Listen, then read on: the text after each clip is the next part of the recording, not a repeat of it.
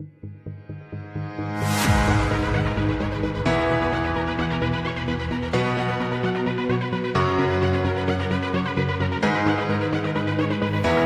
वालेकुम नाजरीन, उम्मीद है आप सब खैरियत से होंगे। मैं हूं अनीस आरिफ और आप देख रहे हैं द इंटरनल ट्रूथ। नाजरीन, आज की वीडियो में हम आपको बताने वाले हैं कि सऊदी अरब में गैर शादीशुदा स्याह जोड़े को एक कमरे में रहने की इजाज़त दे दी गई। जी हाँ, तो ये भी क़यामत की निशानियों में से एक निशानी ही समझिए।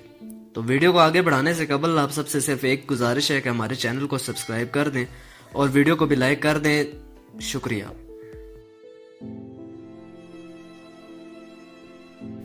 तो नाजरीन, खबर कुछ इस तरह है कि सऊदी अरब में सियाहत के लिए आने वाले गैर मुल्की मर्द और खातून जोड़ों को शादी की सनद पेश करने की शर्त खत्म कर दी गई, जिसके बाद गैर शादीशुदा सियाह जोड़े होटल के एक ही कमरे में रह सकते हैं। तो नाजरीन, बैनुल अक़वामी खबर रसा इदारे के मुताबिक वली अहद मोहम्मद बिन सलमान के विजन 2023 के तहत सऊदी अरब में गैर मामूली और गैर रवायती इक़दाम किए जा रहे हैं ताकि मुल्क को ताजरों और सियाहों के लिए पुरकशिश बनाया जा सके और इस तरह से डूबती माशियत को अपने पांव पर खड़ा किया जा सके। तो याद रहे कि सऊदीया की तकरीबन माशियत सिर्फ तेल पर ही मबनी है। तो नाजरीन, जैसा कि आपको मालूम होगा कि सऊदी अरब की टोटल माशियत का तकरीबन सारा का सारा इन्हिसार तेल पर है। तो इसलिए मोहम्मद बिन सलमान के विजन के मुताबिक अपनी माशियत को दूसरे अदारों के तहत भी लाना चाहिए।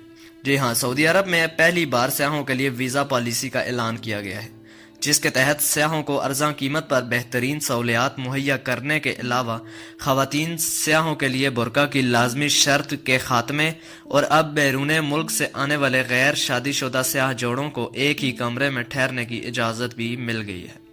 जी हाँ, वाज़ेह रहे कि इससे कबल सऊदी अरब में सियाहत के फ़रोग़ पर बिल्कुल भी तवज्जो नहीं दी गई थी और आलमी वर्सा की हैसियत रखने वाली 5 साइट्स रखने के बावजूद यहाँ सियाहों की आमद ना होने के बराबर थी, जिसकी वजह सख्त वीज़ा पॉलिसी थी जो कि अब तकरीबन चेंज कर दी गई है।